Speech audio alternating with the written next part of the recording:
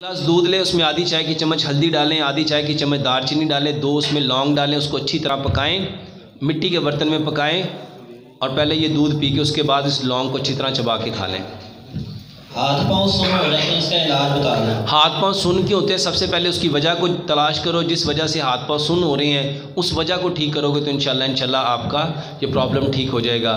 और हाथ पाँव सुन होने की वजूहात को जानने के लिए सबसे पहले, इसीलिए जब आप डॉक्टर के पास जाते हो तो डॉक्टर आपका CBC करवाता है। वो इसलिए करवाता है कि वो जान सके कि आपके ब्लड के अंदर किसी चीज़ की डेफिशिएंसी तो नहीं है। वो आपके सारे टेस्ट इसी वजह से कराता है कि वो जानना चाहता है कि इसको एक्चुअल में प्रॉब्लम क्या है, जिस वजह से इसको ये प्रॉब्लम है वो उस प्रॉब्लम का इलाज करता है। तो सबसे पहले उस वजह को मेरे भाइयों जानने की कोशिश किया करो। जब वो वजह पता चल जाए तो उसका इलाज किया करो। डॉक्टर साहब, दांतों को साफ करने का इलाज केले के अलावा कोई और बता दें। माशाल्लाह मेरे मोहतरम भाइयों, केले के अलावा दांत को हम किस किस चीज़ से साफ़ कर सकते हैं? आपकी बेहतरीन चीज़ हल्दी है। हल्दी को सरसों के तेल में डालो, उसके अंदर थोड़ा सा नमक डालो, इसको मिक्स करो। मेरे मोहतरम भाइयों, ये बेहतरीन इलाज है दांतों को साफ़ करने का, दांतों की दर्द का। दूसरे नंबर पे बेहतरीन चीज़, दांतों की जितनी बीमारियां हैं मेरे मोहतरम भाइयों, फड़कड़ी इस्तेमाल किया करो। पानी के अंदर फड़कड़ी डालो, 100 दफ़ा उसको राइट घुमाओ, 100 दफ़ा उसको लेफ़्ट घुमाओ। जितनी ज़्यादा से ज़्यादा, अगर किसी को दर्द है ना तो आप बजाय डॉक्टर के पास जाने के फड़कड़ी पानी के अंदर डालो, 100 दफ़ा इधर घुमाओ, 100 दफ़ा इधर घुमाओ, फड़कड़ी को निकाल लो, उसकी कुली करो। जहाँ दर्द है उस पानी को उस दर्द वाली जगह पे बार बार लगाओ। 1 गिलास पानी से इंशाल्लाह आपकी वो दर्द ठीक हो जाएगी। इसके अलावा दांतों को साफ़ करने का बेहतरीन तरीका जो प्यारे पैगंबर जनाब मोहम्मद सल्लल्लाहु अलैहि वसल्लम ने फरमाया वो मिसवाक है। और नबी सल्लल्लाहु अलैहि वसल्लम ने फरमाया, अगर मैं अपनी उम्मत में मुश्किल ना जानता तो इस मिसवाक को हर नमाज के साथ लाजिम कर देता। डॉक्टर साहब, बालों में तदरी और जख्म है जिससे बाल काफ़ी झड़ चुके हैं, इसका इलाज बता दें। मेरे मोहतरम भाइयों, कहीं पे भी तदरी हो, चंबल हो, मेरे मोहतरम भाइयों केले से इलाज करो, केले से इलाज करो। वल्लाह मेरे पास एक पेशेंट आई, बड़ी पढ़ी लिखी, उसके ना यहाँ सीने पे इतना बड़ा सर्कल था और उसके अलावा भी उसको और भी जगह पे थे। तो मैंने उसे कहा आप ना प्लीज़ ये केले का पेस्ट लगाएं। तो पहले तो वो काफ़ी देर ना हंसती रही, कहने लगी ये क्या इलाज है? मैं क्या, हम ना इंशाल्लाह 5 दिन के बाद दोबारा मिलेंगे, आप 5 दिन के बाद दोबारा आइएगा, फिर मैं आपको बताऊंगा ये क्या इलाज है। वल्लाह मस्जिद में बैठा हूँ, तीसरे दिन उसने फ़ोन करके बताया कि मेरे वो निशान ख़त्म हो गए। डॉक्टर साहब, मेरी उम्र 16 साल है। 1 मिनट, तो एक तो जहाँ पे ये तदरी, ये चंबल हो जाए, इवन के सोराइसिस हो जाए, मेरे मोहतरम भाइयों केले को, इसके अंदर जैतून के तेल को मिक्स करो और ये लगाओ, इसके साथ 5 तेल मिक्स करो। सबसे पहले जैतून का तेल, इस नीयत से लो कि अल्लाह सुब्हानो तआला ने इसकी कसम खाई है। कलवंजी का तेल, इस नीयत से लो कि नबी सल्लल्लाहु अलैहि वसल्लम ने फरमाया इस काले दाने कलवंजी में मौत के सिवा हर बीमारी की शिफा है। इसके बाद कद्दू का तेल, इस नीयत से लो कि अल्लाह सुब्हानो तआला ने नबी सल्लल्लाहु अलैहि वसल्लम के बारे में फरमाया मेरा नबी उस वक्त तक बात ही नहीं करता जब तक हम उनकी तरफ वही नहीं करते। और कद्दू सबसे पसंदीदा नबी सल्लम की। और उसके बाद सरसों का तेल और नारियल का तेल, ये 5 तेल बराबर मिकदार में ले लो। उस तदरी वाली जगह पे, चंबल वाली जगह पे जो सर पे हुए हैं मेरे भाइयों, ये लगाओ। इसके साथ आप एक काम और करो, इसी तेल में से आधा तेल निकाल लो और उस आधे तेल में 2 चम्मच कलवंजी डालो, 2 चम्मच मेथरे डालो, 2 चम्मच लेमन का रस डालो और 2 चम्मच हल्दी डालो, और सॉरी हल्दी नहीं, मेहंदी का पाउडर डालो। इसको इतना पकाओ, इतना पकाओ, इतना पकाओ, इतना पकाओ कि ये सारी चीज़ें इन तेलों में जज़ब हो जाएं। फिर इसको छान लो, इस तेल को इस्तेमाल करो। ये जो बाल टूटते हैं, बाल झड़ते हैं, बाल गिरते हैं, बाल के 2 मुंह है, खुश्की है, सिकरी है, आपके बालों के जितने मसाइल हैं, ये बेहतरीन इलाज है जी। डॉक्टर साहब, मेरी उम्र 16 साल है, मुझे नमूनिया का बुखार है, डॉक्टर ने 10 टीके लगवाने का कहा है, इलाज बता दें। इसका बेहतरीन इलाज ये है, एक गिलास दूध लो, उसमें आधी चाय की चम्मच हल्दी डालो, आधी चाय की चम्मच दालचीनी डालो, उसको इतना पकाओ वो एक गिलास पौना रह जाए। इसको सुबह नाश्ते के बाद पियो, रात को सोने से पहले पियो।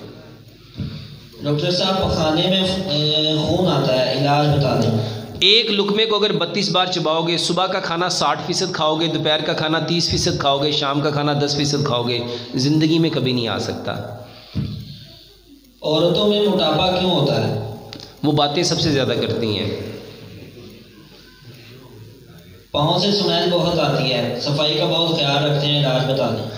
अगर आपके पाँव में स्मेल आती है, इसका आसान सा इलाज है, पानी लो, उसको ज़रा सा गर्म करो, उसमें नमक डालो और उसमें थोड़ा सा 2-4 उसमें लेमन डालो और उससे पाँव को अच्छी तरह धो, ज़िंदगी में कभी स्मेल नहीं आएगी। और उसके साथ साथ अपने मैदे, अगर मैदा तवील अरसे से ख़राब है तो फिर भी आपके जिस्म से स्मेल आ सकती है, उसका इलाज कराओ।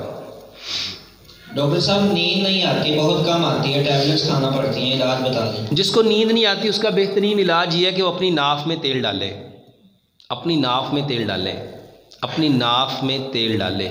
क्यों डालना है मेरे मोहतरम भाई? अल्लाह सुब्हान व तआला ने इंसान की पैदाइश में जिस चीज़ को सबसे पहले पैदा किया वो नाफ है और इसी नाफ से पूरा इंसान बनता है।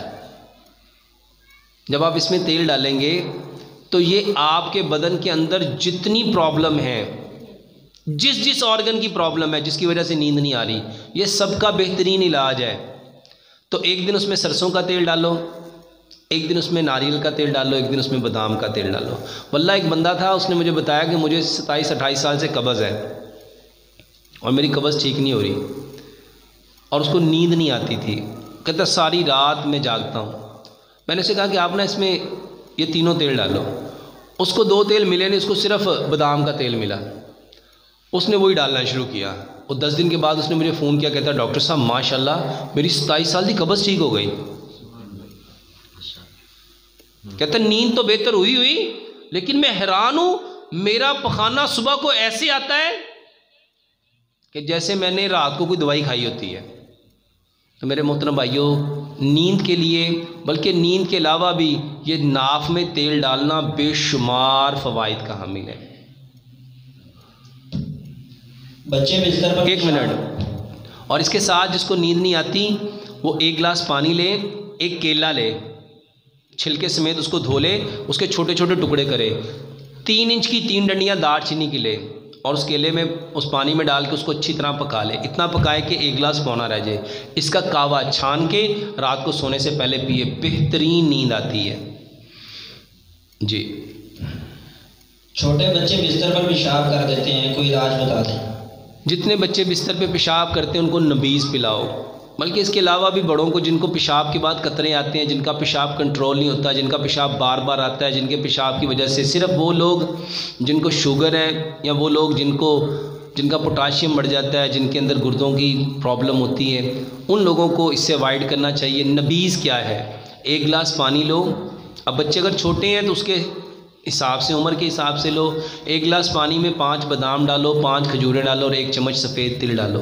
रात को उसको भिगो के रखो, सुबह उसको आप छान के ग्राइंड करके गुठली बादाम का छिलका और खजूर की गुठली निकाल के वो पानी पिलाओ। आजकल सर्दियाँ हैं, इससे भी बेहतर ये है कि आप खजूर की गुठली निकाल लो, खजूर की गुठली निकाल लो, उसके अंदर सफ़ेद तिल भर के। तो 5 खजूरें लो आप, 3 खजूरों में सफ़ेद तिल भर लो और 2 में बादाम भर लो।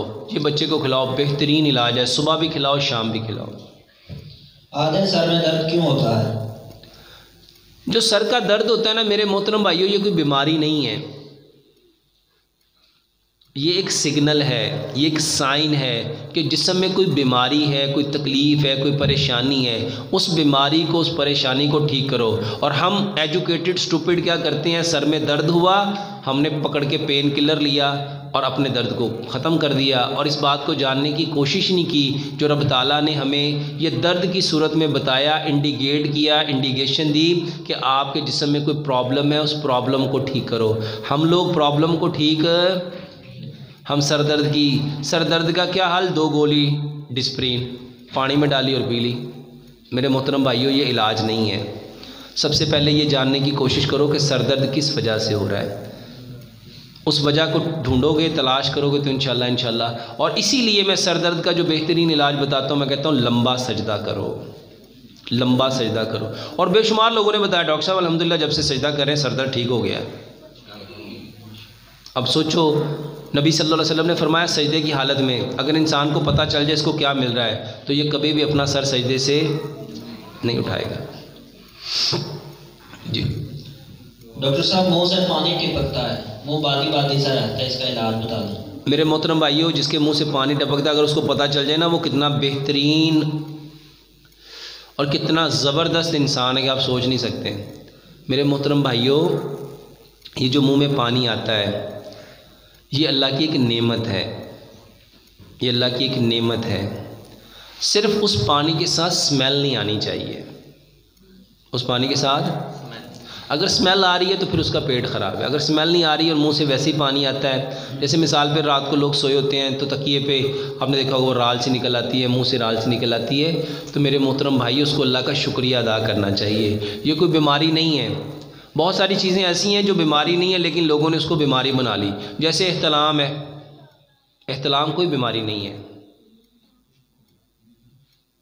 ऐसे मुंह से पानी का आना ये कोई बीमारी नहीं है, लेकिन हम एजुकेटेड स्टूपिड हम इसको बीमारी समझते हैं।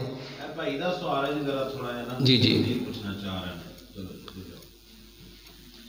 उधर ही खड़े होकर बता दें, उधर ही पूछ लें। रात 3-4 दिन हो गया मुंह सोमा दे पानी पानी मुंह निकला यार, जो भी सुबह उठे हैं वजू किया फिर भी मुंह से पानी आया है ना एक साइड तो पर आज थोड़ी कोई बात नहीं। तो आप इसके लिए बेहतरीन इलाज है, खाने के बाद ज़रा सा गुड़ खाओ, ज़रा सा गुड़ खाओ। मेरे मोहतरम भाइयों, खाने के बाद हर बंदे को चाहिए कि वो गुड़ खाए। क्यों खाना है मेरे मोहतरम भाइयों? खाने के बाद जो गुड़ है ना, ये जो गुड़ है ये अल्लाह सुब्हानो ताला की नेमतों में से एक नेमत है जो खाने को हज़म करने की बेहतरीन दवाई है। और पहले दौर में लोग खाने के बाद क्या करते थे? गुड़ ही खाया करते थे। और इसके अलावा भाईजान अगर आप अदरक लहसुन पुदीने नारदाने की चटनी बना के खाएं तो वो भी आपके लिए बहुत बेहतर है। ठीक है जी। सुब्हानकल्लाहुम्मा व बिहम्दिका अशहदु अल्ला इलाहा इल्ला अंता अस्तगफिरुका। चले पेट में गैस रहती है, चटनी भी खाते हैं आपके बताते हुए, लेकिन फिर भी गैस रहती है। देखो मेरे मोहतरम भाइयों, ये देखो ये खाना है, ये खाना जब सामने आता है हमारी आंखें खाने को देखती हैं और इस खाने को देख के वो ब्रेन को इसका इमेज देती हैं। ये गैस की होती है इसको समझ लो, ये तजाबियत की होती है इसको समझ लो। ये खाना सामने आया, आपकी आंखों ने खाने को देखा और उसने ब्रेन को मैसेज किया।